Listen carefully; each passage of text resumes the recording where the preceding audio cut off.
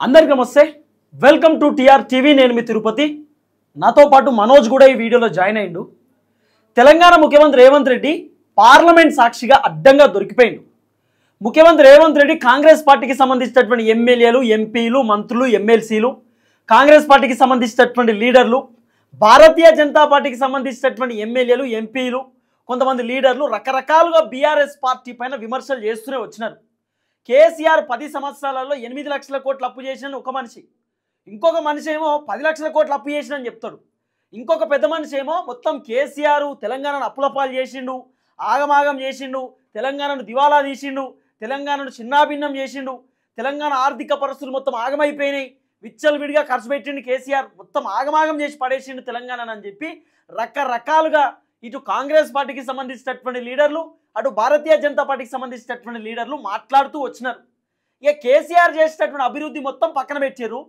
కేసీఆర్ చేసేటటువంటి అప్పుల గురించి మాత్రమే మాట్లాడుకుంటూ వచ్చినారు ఆఖరికి శ్వేతపత్రం విడుదల చేస్తామని చెప్పిర్రు తర్వాత అసెంబ్లీలో మేము ఇక మొత్తం పవర్ పాయింట్ ప్రజెంటేషన్ ఇస్తాం కేసీఆర్ చేసేటటువంటి అరాచకాన్ని బయట పెడతామని చెప్పి రకరకాలుగా రేవంత్ రెడ్డి మాట్లాడిండు తర్వాత కాంగ్రెస్ పార్టీకి సంబంధించినటువంటి లీడర్లు మాట్లాడుతూ వచ్చినారు కానీ పార్లమెంట్ సాక్షిగా ఎంత అప్పు జరిగింది ఏం కథ అనేది పిన్ టు పిన్ పార్లమెంట్లో ఒక అంశం తెరపైకి వచ్చింది పార్లమెంట్లో తెలంగాణ అప్పులు మొత్తం ఎంత కేసీఆర్ 10 సంవత్సరాలలో ఆయన చేసేటటువంటి అభివృద్ధి ఎంత ఆయన చేసేటటువంటి అప్పులు ఎంత రేవంత్ రెడ్డి అధికారంలోకి వచ్చినటువంటి 20 నెలల్లో ఆయన చేసేటటువంటి అప్పు ఎంత అనేది పిన్ టు పిన్ పార్లమెంట్లో మొత్తం తెరపైకి వచ్చింది పార్లమెంట్ సమావేశాలు నడిచినటువంటి నేపథ్యంలో మొత్తం తెరపైకి తీసుకొచ్చేటటువంటి కార్యక్రమం చేస్తారు ఒకసారి మనం మాట్లాడుకునేటటువంటి ప్రయత్నం చేద్దాం కేసీఆర్ హయాంలో ఎంత అప్పు ఉంది తెలంగాణకు రేవంత్ రెడ్డి వచ్చినటువంటి 20 నెలల్లో ఎంత అప్పు ఉంది మరి కేసీఆర్ అధికారంలోకి వచ్చినప్పుడు ఏం అభివృద్ధి జరిగింది రేవంత్ రెడ్డి అధికారంలోకి వచ్చినప్పుడు ఏం అభివృద్ధి జరిగింది అనేది ఒకసారి మనం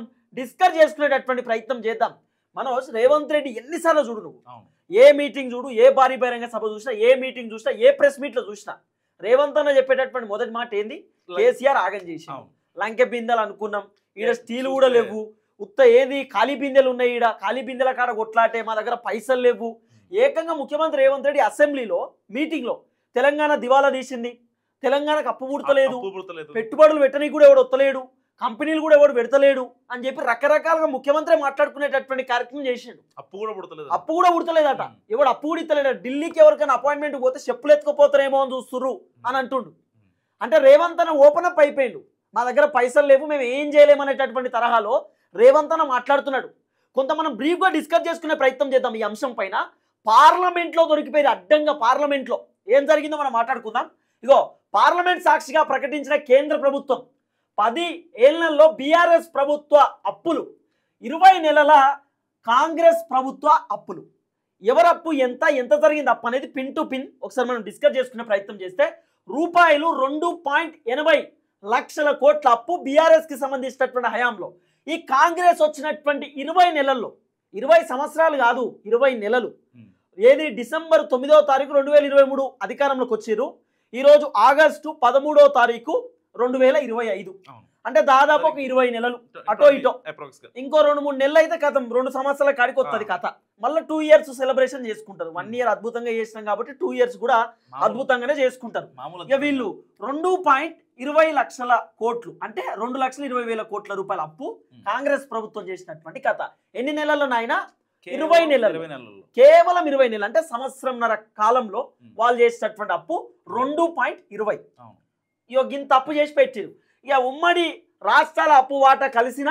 రూపాయలు 3.5 లక్షల కోట్లు దాటని బీఆర్ఎస్ అప్పులు ఉమ్మడి ఆంధ్రప్రదేశ్ తెలంగాణకు సంబంధించినటువంటి అంశం అప్పుడు విడిపోయినప్పుడు అప్పుడు అప్పుల వాటా వీళ్ళు కొంత సెట్ చేసుకున్నారు అంటే ఇటు 80,000 కోట్లు అటు 80,000 కోట్లు అన్నట్టుగా అట్లా విభజన చేశారు ఈ అప్పు మొత్తం 1,00,000 కోట్లు ఉందనుకో ఓ 50,000 కోట్లు తెలంగాణకు తీసుకొని ఓ 50,000 కోట్లు ఆంధ్ర తీసుకుంటామని చెప్పి అప్పు అట్లా కుదించారు కుదించినప్పటికీ అప్పు ఒకవేళ తెలంగాణ పైన తెలంగాణ వాటా తెలంగాణకు అప్పిచ్చినప్పటికీ ఎంత అప్పు ఉందయ్యా అంటే 3.5 లక్షల కోట్ల అప్పు కేసీఆర్కి సంబంధించినటువంటి అప్పు మన రేవంత్ అన్న ఏమో 8 లక్షల కోట్లు 7 లక్షల కోట్లు 6 లక్షల కోట్లు కేసీఆర్ ఆగం చేసిండు ఖతం చేసిండు అని చెప్పి రకరకాలుగా మాట్లాడుతూ వచ్చేటటువంటి కార్యక్రమం చేసిండు ఒకసారి నేను బ్రీఫ్గా ఈ అంశాన్ని తెరపైకి తీసుకొచ్చే ప్రయత్నం చేస్తా తర్వాత మనోజ్ మీకు దీంట్లో ఉన్నటువంటి వాస్తవాలను ప్రధానంగా తెరపైకి తీసుకొచ్చేటటువంటి ప్రయత్నం చేస్తాడు ఇగో బీఆర్ఎస్ 10 ఏళ్ల అప్పు, కాంగ్రెస్ 20 నెలల అప్పు పార్లమెంట్ సాక్షిగా ప్రకటించిన కేంద్ర ప్రభుత్వం 10 ఏళ్లలో బీఆర్ఎస్ ప్రభుత్వం రూపాయలు అప్పులు, అంటే బీఆర్ఎస్ ప్రభుత్వానికి సంబంధించిన అప్పులు రూపాయలు 2.80 లక్షల కోట్లు. ఉమ్మడి రాష్ట్రం అప్పుల వాటా కలిసిన రూపాయలు 3.5 లక్షల కోట్లు దాటని బీఆర్ఎస్ అప్పులు. కేసీఆర్ 10 ఏళ్ల పాలనలో రూపాయలు 4.16 లక్షల కోట్లకు చేరిన తెలంగాణ ఆస్తుల విలువ. కేసీఆర్ అధికారంలో ఉన్నప్పుడు 10 సంవత్సరాలలో 4,16,000 కోట్ల రూపాయలకు సంబంధించినటువంటి అభివృద్ధి కార్యక్రమం జరిగింది తెలంగాణ రాష్ట్రంలో. అంత సంపాదన సృష్టించేటటువంటి కార్యక్రమం చేసింది కేసీఆర్. ఎవరైనా అధికారంలోకి వస్తే సంపాదన కిందికి తీసుకురావడం కాదు, పైకి లేపాలి. మన రేవంత్ అన్న హైడ్రా అని పట్టుకొచ్చి అది మాట్లాడదాం హైడ్రా గురించి కూడా డిస్కస్ చేద్దాం. రుణంగా తెచ్చిన నిధులతో సంక్షేమం మౌలిక సదుపాయాలకు సమానంగా ఖర్చు చేసిన కేసీఆర్. సచివాలయం ఒకటి కేసీఆర్ కట్టినటువంటి దాంట్లో దాదాపు కేసీఆర్ 4,16,000 కోట్ల రూపాయలకు సంబంధించినటువంటి తెలంగాణ ఆస్తుల విలువ ఏంటంటే, ఫస్ట్ సచివాలయం ఒకటి, సెక్రటరియట్ 800 కోట్లు పెట్టి కట్టినట్టున్నాడు. తర్వాత కలెక్టర్ భవనాలు దాదాపు 33 జిల్లాలు ఉంటే 33 జిల్లాలలో కలెక్టర్ ఆఫీసులు కొత్తగా కట్టింది కేసీఆర్ ఆయన చేసినటువంటి అభివృద్ధి కార్యక్రమాలలో. తర్వాత ఆసుపత్రులు కేసీఆర్ 100 పడకల హాస్పిటల్ కట్టిండు. తర్వాత ఇప్పుడు వరంగల్ హాస్పిటల్ అవుతుంది, తర్వాత ములుగు హాస్పిటల్, 100 పడకల హాస్పిటల్ మస్తు కట్టిండు కేసీఆర్. కాబట్టి హాస్పిటల్ కూడా కొత్తగా నిర్మాణించేటటువంటి కార్యక్రమం చేసిండు. మెడికల్ కాలేజీలు లాంటివి ఎన్నో కట్టించిన కేసీఆర్. మెడికల్ కాలేజీలు కూడా కన్స్ట్రక్షన్స్ అయినాయి. తర్వాత మిషన్ భగీరథ, ఇక ఏది ప్రాజెక్టులకు సంబంధించినటువంటి వ్యవహారం, పథకాలకు సంబంధించినటువంటి వ్యవహారంలో కేసీఆర్ ఏం చేసిందంటే ప్రధానంగా కొన్ని మిషన్ భగీరథ, మిషన్ కాకతీయ, కాళేశ్వరం లాంటి ప్రాజెక్టులో తెలంగాణ ఆయన సస్యశ్యామలం చేసిండు, చాలా అద్భుతంగా చేసిండని చెప్పి చెప్తున్నటువంటి అంశం. కేసీఆర్ 8 లక్షల కోట్లు అప్పు చేశారంటూ దుష్ప్రచారానికి దిగిన కాంగ్రెస్ బీజేపీ పొత్తు పార్టీలు. కాంగ్రెస్ బీజేపీ ఇద్దరు ఏడ ప్రెస్ మీట్ పెట్టిన వాళ్ళు చెప్పే మాట ఏంది, కేసీఆర్ 8 లక్షల కోట్లు అప్పు చేసిండు, కేసీఆర్ 10 లక్షల కోట్లు అప్పు చేసిండు అని చెప్పి రకరకాలుగా మాట్లాడేటటువంటి కార్యక్రమం చేసిండు. సరే కేసీఆర్ 8 లక్షల కోట్లు అప్పు చేసిండని చెప్పారు కదా, కేసీఆర్ ఓఆర్ఆర్ రింగ్ రోడ్లు వేసిండు, కేసీఆర్ మెట్రోకి సంబంధించినటువంటి లైన్ తెరపైకి తీసుకొచ్చిండు, కేసీఆర్ అంబేద్కర్ విగ్రహాన్ని పెట్టిండు, కేసీఆర్ ఇప్పుడు ఉన్నాయి కదా మెడికల్ కాలేజీలు, స్కూళ్ళు, తర్వాత కేసీఆర్ పథకాలు పెట్టిండు, రైతు బంధు, తర్వాత పెన్షన్లు, ఇక ఇట్లా మాట్లాడుకుంటూ పోతే కళ్యాణ లక్ష్మి, తర్వాత మహిళలకు పోవాల్సినటువంటి బెనిఫిట్స్, వృద్ధులకు పోవాల్సిన బెనిఫిట్స్, ప్రభుత్వ ఉద్యోగులకు పోవాల్సినటువంటి బెనిఫిట్స్, రిటైర్డ్ అయినటువంటి ఉద్యోగులకు పోవాల్సిన బెనిఫిట్స్, రైతులకు పోవాల్సినటువంటి బెనిఫిట్స్, ఇవన్నీ మాట్లాడుకుంటే యాదవులకు గొల్లకుర్మలకు పోవాల్సినటువంటి బెనిఫిట్స్, వాళ్ళకి పైలట్ ప్రాజెక్ట్ అని చెప్పి గొర్రెల పంపిణీ కార్యక్రమం, తర్వాత గిరిజనులకు ఇది గిరిజన బంధువులు ఎక్కనే వాళ్ళకు సబ్సిడీకి సంబంధించిన ట్రాక్టర్లు, సబ్సిడీకి సంబంధించినటువంటి డబ్బులు, ఎస్సీ ఎస్టీలకు సబ్సిడీలు, ఇవన్నీ ఎడికెళ్ళిపోయినాయి. కార్పొరేషన్లకు సంబంధించినటువంటి వ్యవహారంలో కార్లు కూడా ఇచ్చారు దళితులకు, దళిత బంధు కింద, మరి ఇవన్నీ ఎటుపోయినాయి, డబుల్ బెడ్రూమ్లు, ఇట్లా మాట్లాడుకుంటూ పోతే కేసీఆర్ కోకోలం చేసిండు. ఇక కేసీఆర్ అసలే చేయలేదు అని చెప్పనికి లేదు, కేసీఆర్ అభివృద్ధి చేసిండు. దాంట్లో అఫీషియల్గా వస్తున్నటువంటి అప్పులకు సంబంధించినటువంటి వ్యవహారం ఇది పార్లమెంట్లో 10 ఏళ్లలో బీఆర్ఎస్ ప్రభుత్వం అప్పులు 2.80 లక్షల కోట్ల రూపాయలు, అంటే 2,80,000 కోట్ల రూపాయలు మాత్రమే అఫీషియల్గా పార్లమెంట్లో తెరపైకి వచ్చినటువంటి అప్పు. పార్లమెంట్లో వీళ్ళేం చెప్తారు, రేవంత్ రెడ్డి మరి చదువుతారో చదవడో నాకు తెలియదు. మరి ఇప్పుడు సీతారామన్ గారు చెప్పినటువంటి మరి ఇప్పుడు చదువుతాడేమో రేవంత్. పార్లమెంట్లో కేంద్ర హోంశాఖ మంత్రి ఇచ్చినటువంటి లెక్క, కేంద్ర ఆర్థిక శాఖ మంత్రి ఇచ్చినటువంటి లెక్క, ఆమె ఏం చేసింది, ఏం కథ, కాంగ్రెస్ కి సంబంధించినటువంటి ప్రభుత్వం వచ్చినాక కథ ఏంది, బీఆర్ఎస్ వచ్చినాక కథ ఏంది అనేది పిన్ టు పిన్ వాళ్ళు చెప్పేటటువంటి కార్యక్రమం చేసినారు. ఇక అసలు కథకు వస్తే, ఇగో కేసీఆర్ హయాంలో కట్టిన ఆస్తులను తాకట్టు పెట్టి అప్పుల మీద అప్పులు చేస్తున్న రేవంత్ అన్న, ఇంతే కదా మరి, కరెక్టే కదా. ఇప్పుడు నాకు తెలిసి వరంగల్ బస్ స్టాండ్ కట్టి, కొత్త బస్ స్టాండ్ కట్టి దాని మీద కూడా అప్పు తెస్తాడు అన్న. వరంగల్ కొత్త బస్ స్టాండ్ కడుతుండు, ఆడప్పు ఎంజీబీఎస్ అప్పే ఉండదు కావచ్చు నాకు తెలిసి. రేపో మాపో ఆ మెట్రో ఎల్ఎన్టీ వాళ్ళది, ఆ మెట్రో ఎల్ఎన్టీ సంస్థదే కదా, ఆ మెట్రో కూడా కుదోబెట్టి మెట్రో స్టేషన్లు అన్ని కూడా అప్పు పట్టుకొస్తారు. అదే కథ ఉంది ఇప్పుడు తెలంగాణలో. ఏదో హైదరాబాద్ సెంట్రల్ యూనివర్సిటీకి సంబంధించినటువంటి భూములు కుదోబెట్టి 40,000 కోట్లు తీసుకొచ్చిండు, అది అమ్ముకోనికి రెడీ అయ్యిండు. ఆఖరికి 40,000 కోట్లకు అమ్ముకోనికి రెడీ అయ్యి మొత్తం కూల్చేస్తుంటే హైకోర్టులో పిటిషన్ వేసేది, సుప్రీంకోర్టులో పిటిషన్ వేస్తే కోర్టు వార్నింగ్ ఇస్తే అప్పుడు ఆగిండు రేవంత్ అన్న.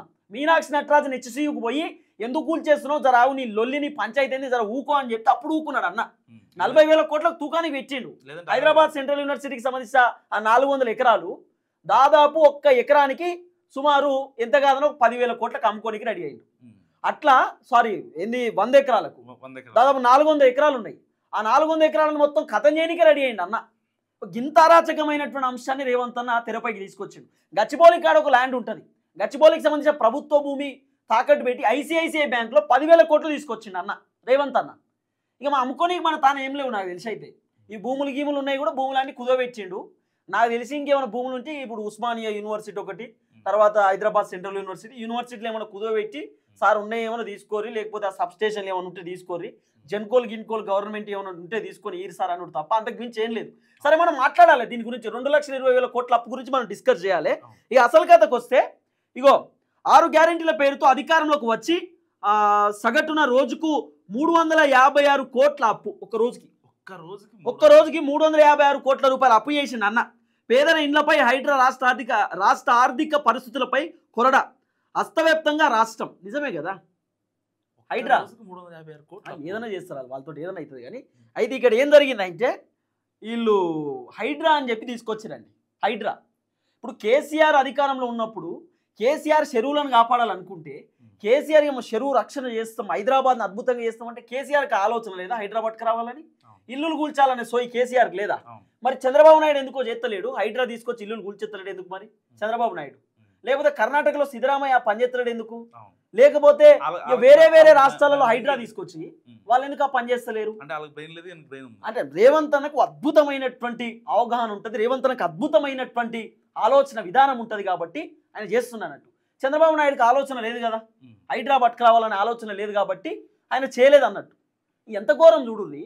ఇప్పుడు తెలుసో తెలియకనో ఒక ఆయన ఇల్లు కట్టుకుంటాడు, అది బీఆర్ఎస్ హయాంలోనో ఏదో ఇల్లు కట్టుకుంటాడు, తెలుసు తెలియక ఎప్పుడో ఉన్నాయి ఇల్లులు, ఏది కాలువ పక్కనో లేకపోతే కుంట పక్కనో చెరువు పక్కనో మరి ఇప్పుడు ఇల్లు కట్టుకుంటాడు.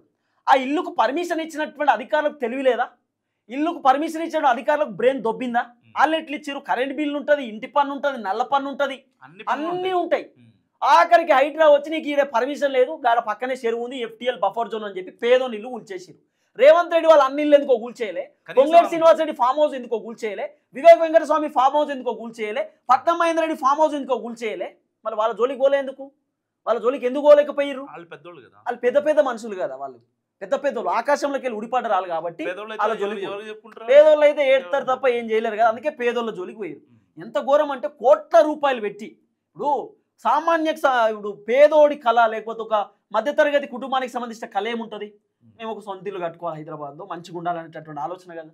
తెలిసితే ఒక ఇల్లు కట్టుకుంటే ఒక నోటీస్ ఇవ్వాలి, టైం ఇవ్వాలి, ఏది లేదు కూర్చుడే. ఆదివారం లేదు, సోమవారం లేదు, మంగళవారం లేదు, వచ్చుడు కథం చేసుడు. అసలు హైడ్రా మొత్తంలో ఎప్పుడు ఏ టైంకి ఏ ఏరియాకి వెళ్తూ కనీసం ఇంటిమేషన్ కూడా ఉండదు, ఏమున్నది, మీడియా కూడా ఉండదు. మీడియా అడిగిపోతే మీడియానే రానియరు, గంతారాచకం ఉంటుంది. రేవంత్ అన్న చేసినటువంటి అభివృద్ధిలో హైడ్రా ఒక అభివృద్ధి, అద్భుతమైన అభివృద్ధి. హైడ్రా ఆ హైడ్రా అభివృద్ధి GHMCలో చూపిస్తారు జనం. GHMC ఎలక్షన్ లో హైడ్రా అభివృద్ధి, హైడ్రా సత్తా ఏందో జనాలు చూపిస్తారు. 150 కార్పొరేటర్లు ఉన్నారు కదా, తానా చూపిస్తారు సార్, మీకు మంచిగా చూపిస్తారు. తర్వాత ఇగో ఆ ఉద్యోగస్తుల జీతాల కోసం భూములు, బస్టాండ్లు, యూనివర్సిటీల తాకట్టు. నేను చెప్పినా కదా ఇప్పటిదాకా, బస్టాండ్లు కథం, జెన్కోలు కథం, రోడ్లు కథం, తర్వాత యూనివర్సిటీలు కథం. ఇక రేపు మా నిన్ను కథం చేస్తాడు, నన్ను కూడా కథం చేస్తాడు. మనోజ్ పేరు మీద ఎంతగానో ఈయన పేరు మీద 5 లక్షలు రావా? మనోజ్ పేరు మీద 5 లక్షలు వస్తాయి, నా పేరు మీద 5 లక్షలు. మొన్న ఆల్రెడీ సర్వే చేయించారు, ఆ సర్వేలో ఆధార్ కార్డులు, పాన్ కార్డులు అన్ని తీసుకుపోయారు. ఇక మనిషి పేరు మీద ఒక ఎంతగానో 5 లక్షలు 10 లక్షలు అప్పుడు వస్తాయి మా పేరు మీద. ఇప్పుడు రేవంత్ అన్న ఆఖరికి అన్ని కుదోబెట్టి అప్పులు పట్టుకొస్తుండ్రు. రేపటి రోజు ఒక్కొక్క మనిషికి 2 లక్షలు 3 లక్షల రూపాయలు కూడా అప్పు చేస్తాడు. పుట్టబోయే బిడ్డ పైన కూడా 1,00,000 రూపాయలు అప్పు చేసినా ఆశ్చర్యపోయిన అవసరం లేదు. మరి చెప్పలేం కదా, పైసలు లేవు తెలంగాణలో, దివాలా తీసింది, యాగం అయిపోయింది, చిన్నాభిన్నం అయిపోయింది, ఇవే డైలాగులు. మనం సంపాదన ఎంత సృష్టించినాం రేవంత్ అన్న అంటే మా తాన లేవు. మరి ఎంత అప్పు చేసే వాళ్ళ అంటే 2,20,000 కోట్ల రూపాయలు. మరి ఈ పైసలు ఏడికి పోయినాయి అన్న? పైసలు ఎటు పోయినాయి అన్న? ఏడికి పోతున్నాయి పైసలు? ఇప్పటికీ గవర్నమెంట్ స్కూలు, ఒక రేగొండ మండలం కాడ స్కూల్ ఉంటుంది మా తాన. ఓ పాత స్కూల్ ఒకటి ఉంటుంది, ప్రైవేట్ స్కూల్. ఆ ప్రైవేట్ స్కూల్లో గవర్నమెంట్ స్కూల్ ఉంది. ఇప్పుడు ఆరాధిస్తే ఆ ప్రైవేట్ స్కూల్ వాడు గవర్నమెంట్ స్కూల్కి బిల్డింగ్ రెంట్కి ఇచ్చిండు. నువ్వు రెంట్లో నడపాల్సిన కర్మేంది నీకు తెలంగాణలో చెప్పు? నువ్వు 2 లక్షల కోట్లు అప్పు చేసినటువంటి మనిషివి ఒక్క స్కూల్ కట్టియలేవా? ఇది ఒకటే కాదు, ములుగుకు పోతుంటే ములుగు జిల్లాలో ఎంట్రీ కాడ, ములుగు జిల్లా ఎంట్రీ దగ్గర లెఫ్ట్ సైడు మామిడికాయ తోటలో ఒక స్కూల్ ఉంటుంది. మామిడికాయ తోటలో గవర్నమెంట్ స్కూల్, చాలా స్ట్రెంత్ అనుకో, 600 మంది స్ట్రెంత్ ఉంటుంది ఆ స్కూల్. 500-600 మంది ఉంటారు. నేను గాదయ్య సార్ పోయి వీడియో చేసినాం. ఆ స్కూల్లో దాదాపు ఒక 15 సంవత్సరాల నుండి రెంటెడ్ బిల్డింగ్, అది తెలుసా? 15 సంవత్సరాల నుండి. కేసీఆర్ కు శాతగాలే, రేవంత్ అన్నకు ఆయనతో శాతగాలే. ఉమ్మడి ఆంధ్రప్రదేశ్ అంతే, ఆ బిల్డింగ్ అక్కడేనట. మరి ఏంది సార్ పరిస్థితి అంటే, మామూలు చూసేటోళ్ళు లేరు అంటుండే. నీళ్లు రావు, బాత్రూమ్ చక్కగా ఉండేవి, స్కూల్లా చక్కగా బువ పెట్టరు. గింతాత్మానమైనటువంటి పరిస్థితి మన రేవంత్ అన్న పర్ఫార్మెన్స్. మేము వచ్చినాక అద్భుతం చేస్తాం, భూకంపం బద్దలు కొడతాం, అది చేస్తాం, ఇది చేస్తాం, ఇవన్నీ డైలాగ్ చెప్పినటువంటి వ్యక్తి ఎవరు? మన రేవంత్ అన్నే. ఇప్పుడు నేను అడుగుతున్న రేవంత్ అన్నను, దాదాపు 20 నెలల్లో మీరు ఎంత 2,20,000 కోట్ల రూపాయల అప్పు చేసిరు. 2,20,000 కోట్ల రూపాయల అప్పు. నేను అడుగుతున్న ముఖ్యమంత్రి రేవంత్ రెడ్డి గారు, 2,20,000 కోట్ల రూపాయల అప్పులో స్కూల్ కట్టించిరా, కాలేజీ కట్టించిరా, కొత్త మెడికల్ కాలేజ్ కట్టించిరా, కలెక్టర్ ఆఫీస్ కట్టించిరా, ఎంఆర్ఓ ఆఫీస్ కట్టించిరా, పోలీస్ స్టేషన్ కట్టించిరా, ఒక ప్రాజెక్ట్ కట్టిరా, రైతులకు ఏం చేసిరు, రుణమాఫీ మొత్తం అయిందా, రైతు బంధు అయిందా, మహిళలకు 2,500 ఇచ్చిరా, పెన్షన్ ఇచ్చిరా, నిరుద్యోగులకు నిరుద్యోగ భృతి ఇచ్చిరా, లేకపోతే విద్యార్థులకు ఏం చేసిరు, విద్యా భరోసా కార్డు ఇచ్చిరా, యువతకి ఏం చేసిరు, నిరుద్యోగులకు ఏం చేసిరు, ఉద్యోగాలు ఇచ్చిరా, వృద్ధులకు ఏం చేసిరు, ఇవన్నీ సమాధానం చెప్పాలిగా అన్న. ఒక్క సీసీ రోడ్ అని నేర్పించిరా పోని చెప్పు. 20 నెలల్లో 20 మంత్స్, 20 నెలల్లో 2.20 అంటే 2,20,000 కోట్ల రూపాయలు అప్పు చేసినటువంటి రేవంత్ అన్న, నువ్వు ఏం అభివృద్ధి చేసినావో తెలంగాణ సమాజానికి చెప్పు. మళ్ళా పాత ముచ్చట తీయకు, ఆర్టీసీ బస్సు ముచ్చట తీయకు. ఆర్టీసీ బస్సు మహిళలు అడగలే, మాకు ఫ్రీ బస్సు కావాలి, మేము పొద్దుగాల లేతే ఫ్రీ బస్సులో పోతామని మహిళలు అడగలే. రైతులు మాకు 15,000 రూపాయల రైతు బంధు కావాలని అడగలే. మీరే ఉల్టా ఇచ్చిరు, మీరే ఓట్ల కోసం ఉల్టా ఇచ్చిరు తప్ప రైతులేం డిమాండ్ చేయలే. 500 రూపాయల పంట బోనస్ కావాలని రైతులేం ధర్నాలు చేయలే. నిరుద్యోగులకు మా 4,000 రూపాయల నిరుద్యోగ భృతి కావాలని ధర్నాలు చేయలే. మీరే చెప్పిర్రు నిరుద్యోగులు ఇబ్బంది పడుతున్నారు, వాళ్ళకి ఇవ్వాలని చెప్పింది మీరే. మహిళలు ఏమన్నా తులం బంగారం అడిగిర్రా? మీరే కదా ఉల్టా తులం బంగారం మేము ఇస్తామని చెప్పింది. మరి ఏమైందన్న, ఇవన్నీ సమాధానం ఉండదా? ఏం చేసి ఇప్పటిదాకా అభివృద్ధి చెప్పుర్రి? 50 మీ అభివృద్ధి పైసలు. రేవంత్ అన్ననేమో ఇప్పుడు కొత్త భవనం కట్టిస్తుండు, సీఎం క్యాంప్ ఆఫీస్ కొత్తదట. ఇప్పుడు ప్రగతి భవన్ సరిపోయింది, ఇప్పుడు కొత్త క్యాంప్ ఆఫీస్ రేవంత్ అన్నది. నాకు తెలిసి 100 కోట్లు ఖర్చు అయితే కావచ్చు మరి ఆ క్యాంప్ ఆఫీస్. చాలా అద్భుతంగా బంగ్లా కట్టిస్తుండు. ఏమిటికన్నా క్యాంప్ ఆఫీసు? మీరు ఏమన్నారు? ప్రజాపాలన. ప్రజాభవన్లో ముఖ్యమంత్రి ఉంటాడు, మంత్రులు ఉంటారు. మీరు దరఖాస్తు పేపర్ పట్టుకొని రారి, ఏమున్నా మేము చూస్తాం, మేము చూస్తాం, మేము ఉన్నాం అన్నారు. మంత్రులే తీసుకుంటారు. పాపం రేవంత్ అన్న ఒకటే ఒక రోజు లోపలికి వేయండు, చూసిండు, చూసి వాళ్ళకి సమాధానం చెప్పిండు. 2వ రోజు పత్తలేడాట, 3వ రోజు బట్టన్ ఉన్నాడు, సీతక్కో రోజు లేరుగా, వారం రోజులు కూడా లేరు. అసలు ఆ ప్రజాభవన్ కాడికి ఇప్పుడు జనాలు ఓడు కూడా బంద్ చేసి ఉన్న పేపర్లో పల్లి బఠానీలకు వాడుతురు. ఇక్కడ ఒక ప్రజాపాలన పేపరు ఉప్పల్ వైన్ షాప్ కాడ దొరికిందట ఒక ఆయనకు. ఉప్పల్ వైన్ షాప్ కాడ ప్రజాపాలన పేపర్ పొట్లాలు కట్టుకుంటా. ఇది మీ ప్రజాపాలన. మా బాధలు తీసుకొచ్చి మీ చేతిలో పెడితే, మా బాధ తీసుకొచ్చి మీ చేతిలో పెట్టినటువంటి పేపర్ ఏమో వైన్ షాప్ల కాడ తేలుతున్నాయి. ఇది మీ ప్రజాపాలన. ఇంకా ఇంతకింత ఏం చెప్పాలి మీ ప్రజాపాలన గురించి? పోనీ కొన్ని లక్షల దరఖాస్తు పేపర్లు వచ్చినాయి కదా, ఏం చేసిరు చెప్పుర్రి ఆ పేపర్? నివేదిక లెక్క మా బాధలు చెప్పాలంటే, గౌరవనీయులు ముఖ్యమంత్రి గారు మాకు ఈ బాధ ఉంది, ఇది తీర్చండి, ఇది జరగాలి, మా బాధలన్నీ. మా జనాలు ఏమనుకున్నారు ఎరికేనా? మా బాధలని చెప్పుడుతోటి రేవంత్ అన్న 10 రోజులలో క్లియర్ చేస్తాడేమో. ఏమి లేవు, చాలా మంది ఏమి లేవు తెలుసా. ఒక్కళ్ళకి కూడా ఒక్క సమస్య కూడా ఒక్కళ్ళకి తీర్చలేదు తెలుసా రేవంత్ అన్న. మార్పు రావాలి రావాలి రావాలి అన్నారు, వచ్చింది మార్పు రావాలి, కాంగ్రెస్ రావాలి. ఏది మరి నీ మార్పేదన్నా? 50 మార్పు. మొన్ననేమో ఆ ఉప్పల్కాడికి వచ్చిండు, ఇక్కడ జూబ్లీహిల్స్ కాడ తిరిగినట్టుండు రేవంత్ అన్న. వర్షాలు బాగా పడ్డాయి కదా, వచ్చిండు. మంచిగుర్రా, ఏం సంగతి అంత మంచిగానే ఉందా? గంతే, చెప్పుడు పోవుడు. మరి ఆడ ఏం చేస్తావు అన్న? మోరీలు గీరీలు చక్కగా లేవు, ఏమన్నా చెప్పినవా? వచ్చి తిరిగిపోడు కాదు, హెలికాప్టర్ వేసుకొని తిరుగుతూ తెలుస్తుంది కథ.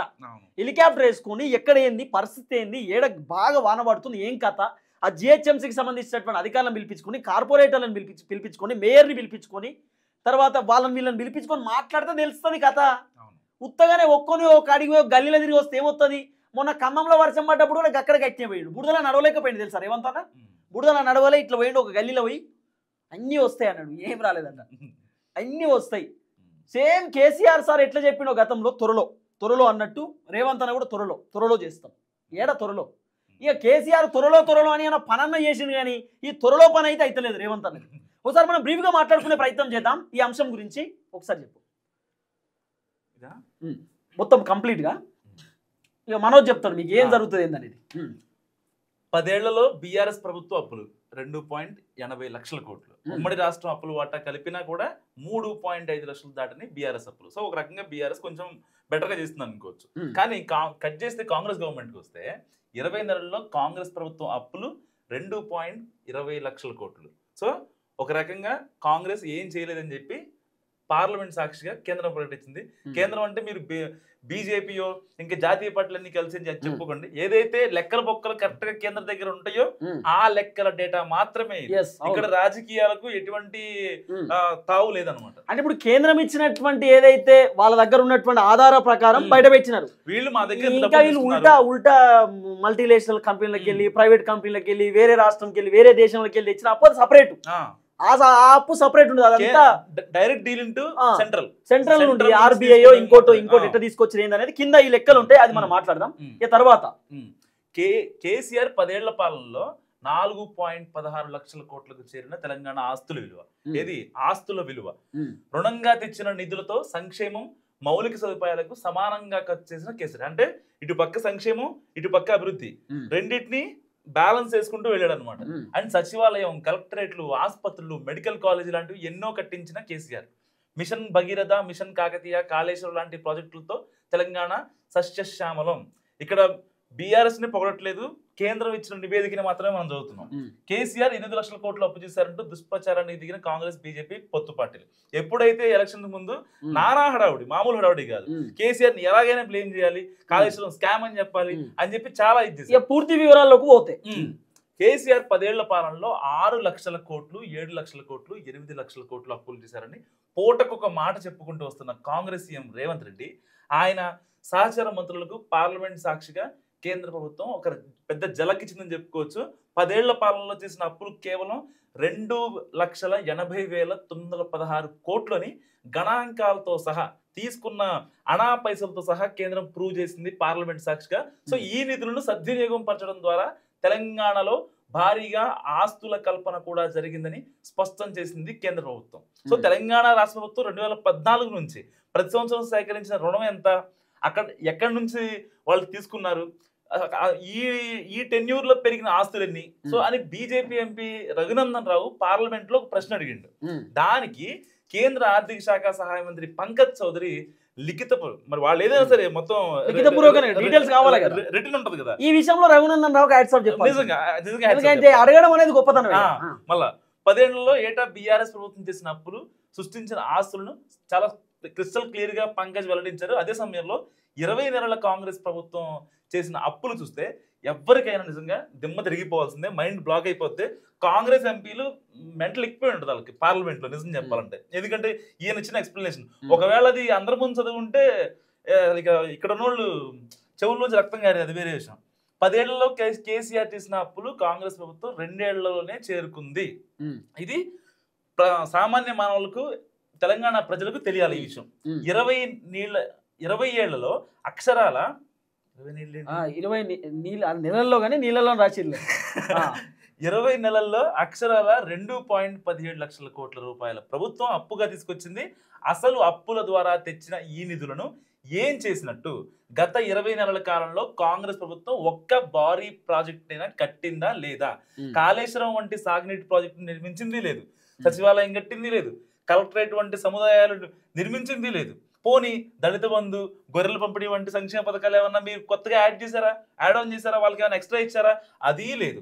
సో ఇన్ని ఏమీ తెచ్చిన పాపాను పోలేదు. మరి తెచ్చిన అప్పులన్నీ ఎక్కడ పోయినట్టు?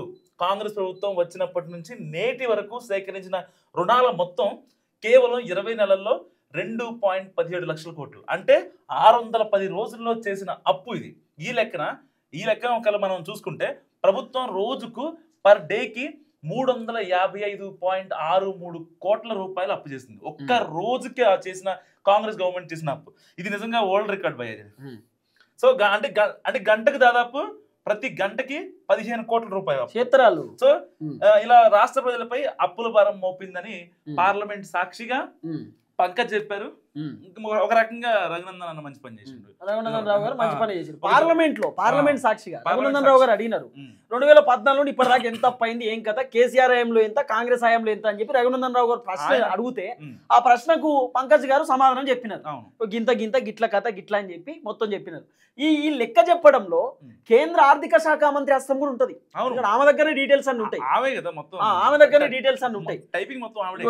మన మనోజ్ చెప్పినది 610 రోజుల్లో చేసినటువంటి అప్పు 2.17 లక్షల కోట్ల రూపాయలు. ఒక్క రోజుకి 355.73 కోట్ల రూపాయలు. అంటే దాదాపు ఒక్క గంటకు కాంగ్రెస్ చేసినటువంటి అప్పు 15 కోట్లు. 100 కోట్లు కూడా చేస్తారు. ఈ గంటలో 15 కోట్లు అయిపోయింది. ఈ గంటలో 15 కోట్లు ఖర్చు పెట్టినారు. మన కోమటిరెడ్డి వెంకటరెడ్డి గారు, ఉత్తమ్ కుమార్ రెడ్డి గారు హైదరాబాద్కి వెళ్ళి భువనగిరికి హెలికాప్టర్ వేసుకొని పోతే 4 లాక్ ఖర్చు అవుతా.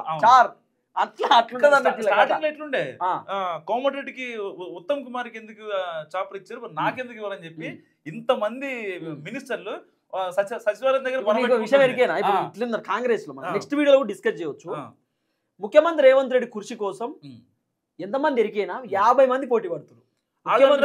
మరి మీరు ఉత్తమ్ కిందకి ఇస్తారు, లేకపోతే బట్టి సార్ కిందకి ఇస్తారు, మరి మాకెందుకు? సాధారణంగా ఒక ఎమ్మెల్యే టికెట్ కోసం 2-3 కొట్లాడుకుంటారు, ఒక మంత్రి పదవి కోసం ఒక 10 మంది కొట్లాడుకుంటారు. ఇప్పుడు ముఖ్యమంత్రి కుర్చీ అంటే ఏమన్నా సర్పంచ్ కుర్చీ అనుకుర్రా?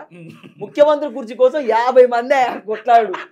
జగ్గారెడ్డి ఏమో నేను ముఖ్యమంత్రి అయితే అంటాడు, రాజగోపాల్ రెడ్డి అన్న ఏమో నేను ముఖ్యమంత్రి అయితే అంటాడు, కోమటిరెడ్డి నేనే అంటాడు, ఉత్తమ్ కుమార్ రెడ్డి నేనే అంటాడు, తర్వాత బచ్చన్న నేనే అంటాడు, మంత్రులు నేనే అంటారు. రాజగోపాల్ అన్నట్టు గుర్తొచ్చింది. ఆయన ఇప్పుడు ఏమంటే మళ్ళీ ఇంకో మాట నిన్న, ఏ మా అన్న మంత్రి అయితే నేను మంత్రి అవ్వకూడదా? ఒక ఇంట్లో ఎవరైనా మీకు తెలుసుగా ఆల్రెడీ మీకు తెలిసి తీసుకున్నారు 2024 మార్చి 31 వరకు రుణ సమీకరణ ఇలా ఒకసారి చెప్పు.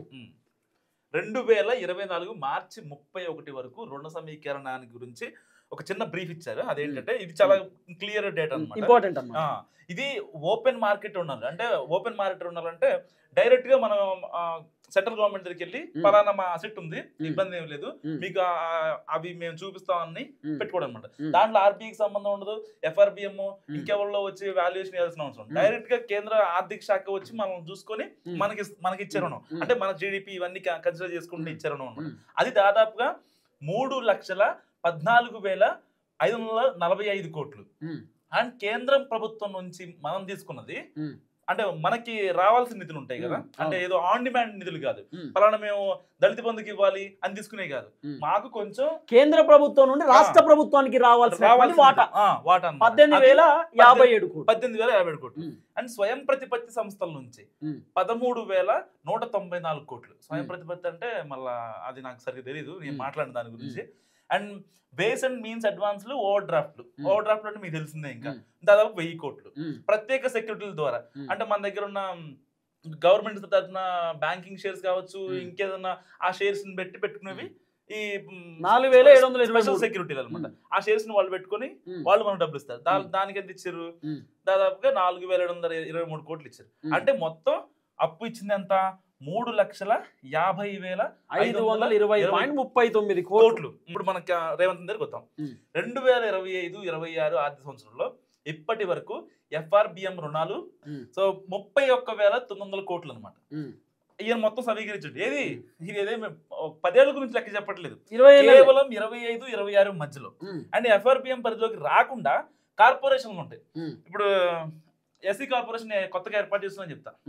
కేంద్రానికి నేను ఒక ఎస్సీ కార్పొరేషన్ మీద లోన్ తేవచ్చు, బీసీ కార్పొరేషన్, ఈ కులాల వారిగా కార్పొరేషన్లు ఉంటే వాటిపైన కూడా లోన్లు తీసుకురావాలి. మా దగ్గర ఎంతమంది ఉన్నారు, సో మేము నిధులు సమీకరిస్తున్నాం, దానికి ఆర్బీఐ త్రూగా ఒక చిన్న లెటర్ తీసుకొని కేంద్రానికి పెట్టచ్చు. కార్పొరేషన్ ద్వారా ఎంత చేసింది తెలుసా? దాదాపుగా 18,900 కోట్లు అప్పులు చేస్తున్నారు. ఇలా రేవంత్ రెడ్డి ప్రభుత్వం 2025 ఆగస్టు 11 నాటికి దాదాపు 21 నెలల కాలంలో ఎఫ్ఆర్బిఎం నాన్ ఎఫ్ఆర్బిఎం రుణాలతో కలిపి 2.17 లక్షల కోట్లు అప్పు తీసుకున్నాడు. అంటే బేసిక్ గా ఇప్పుడు ఏం జరుగుతుందంటే చాలా మంది మాట్లాడుతూ వస్తున్నారు కదా, అంటే కేసీఆర్ ఆ అప్పు చేసిండు, కేసీఆర్ ఈ అప్పు చేసిండు, కేసీఆర్ అట్లా చేసిండు ఇట్లా చేసిండు అని చెప్పి రకరకాలుగా మాట్లాడేటటువంటి కార్యక్రమం చేసినారు. సో కేంద్రం ఇచ్చినటువంటి అంటే పార్లమెంట్ లో ఉన్నటువంటి వ్యవహారం ప్రకారం, కేంద్రం అని కూడా చెప్పడానికి లేదు, పార్లమెంట్ లో ఉన్నటువంటి వ్యవహారం ప్రకారం దాదాపు 3,50,000 కోట్ల రూపాయల అప్పు కేసీఆర్ కి సంబంధించి అఫీషియల్ లెక్కను తెరపైకి తీసుకొచ్చినారు. ఇక మన కాంగ్రెస్ 20 నెలల పర్ఫార్మెన్స్ మన రేవంత్ అన్నది ఇక దాదాపు 2,17,000 కోట్ల రూపాయలు అప్పు అంటే మరి రేవంత్ అన్న పర్ఫార్మెన్స్ ఎంత అద్భుతంగా ఉందో మీరే చూడొచ్చు. 51 సార్లు ఢిల్లీ పోయిండు అన్న. 51 సార్లు ఢిల్లీ పోయిండు అంటే మరి ఎన్నిసార్లు పోయినా వెనకాల 4 సినిమాలు ముందు 4 సినిమాలు అక్కడ ఢిల్లీలు ఉంటాయి. ఈడ హెలికాప్టర్ విమానం అక్కడ ఒక ఇది ఇక్కడ ఒక ఇది అంత అయితే మంచిగా అయితే. మొన్న ఢిల్లీలో ప్రోగ్రామ్ పెట్టినప్పుడు జంతర్ మంతర్లో 42% రిజర్వేషన్ కోసం పెట్టినప్పుడు ఇటు జర్నలిస్టులకు సపరేటు వాళ్ళకు పోవడానికి వీళ్ళకు సపరేటు సెక్యూరిటీ సపరేటు ఇటు మంత్రులకు వాళ్ళకి వీళ్ళకి సపరేట్ ఒకటి విమానము తర్వాత వీళ్ళు ట్రైన్లో పోవడానికి 1,500 మందికి వీళ్ళకి సపరేట్ బోగీలు కథ ఇదంతా ఉంటుంది అన్నట్టు. 42% రిజర్వేషన్ తీసుకొనే తెలంగాణకు వస్తా అన్నాడు. నిజంగానే పట్టుకొస్తాడేమో అనుకుంటే మరి కేంద్రం ఇవ్వాలి అంత కేంద్రం ఉంటుంది కథ ఇక ఇప్పుడు ఏం లేదు అన్నట్టుగా మాట్లాడే ప్రయత్నం చేసిండు. అట్లా ఆ విధంగా మాట్లాడే కార్యక్రమం చేసిండు. సరే ఏది ఏమున్నా జనాలకు అర్థం కావాలనేటటువంటి ఆలోచనతోటి ఈ వీడియో చేసినాం. మన తెలంగాణ యాసలో తెలంగాణ భాషలో మన ప్రజలకు మన సామాన్య ప్రజలకు అర్థం కావాలనేటటువంటి ఆలోచనతో ఈ విధంగా మాట్లాడేటటువంటి కార్యక్రమం చేసినాం. ఇక రేవంత్ అన్నకు సంబంధించినటువంటి వ్యవహారం చూసినాక మీకే అర్థమవుతుంది కథ అంతా. ఆయన చేసినటువంటి అప్పులు ఆయన వ్యవహారం పార్లమెంట్లో బయటపడ్డది కథ అంతా. చూద్దాం ఏం జరగబోతుందో.